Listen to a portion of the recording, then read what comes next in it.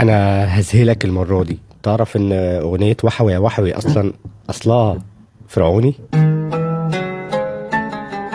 موضوع غريب، وهتقول لي ايه اللي انت بتقوله ده يا عم وما تخلينيش افطر عليك.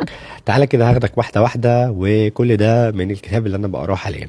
الكتاب ده بقى بيقول لك ان اصل الكلمه او هي ليها نطق تاني في القدماء المصريين، وهو وحأي وحأي آها. وحأي في اللغة القبطية أو في اللغة الفرعونية معناها إن مرحبا.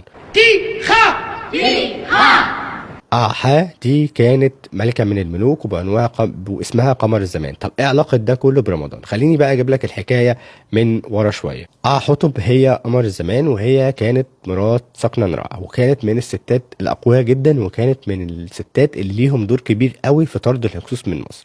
أول حاجة ابتدت توز سقنا نرع إن لا، ما ينفعش الهكسوس يبقوا محتلين مصر ولازم تحارب وي وي وي وي. فالراجل طلع وحارب وعمل اللي عليه بس اتقتل.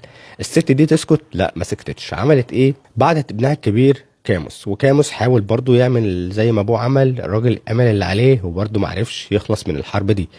تسكت الست؟ لا، ما تسكتش. بعتت مين بقى؟ اللي احنا عارفينه، احمس. واحمس فعلا نجح في المهمه المره دي.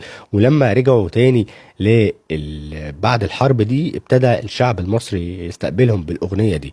طب هتقولي ايه بقى اللي جاب الاغنيه دي لرمضان؟ هقول لك ان في سنه 1937 كانوا عايزين يعملوا اغنيه لمصر. الفنان احمد عبد القادر كان عايز يعمل اغنيه لاحمد عبد القادر، واحمد عبد القادر مش اللي لاعب كوره، لا ده فنان كان موجود في الوقت ده. واللي كتب الاغنيه وقتها كان حلمي المنسترلي. ابتدى يفكر فيها وخد كلمه ان وحوي معناها مرحبا، وياحة معناها القمر، او قربها لفكره الهلال بتاع رمضان، فبقت الاغنيه وحوي يا وحوي اياح.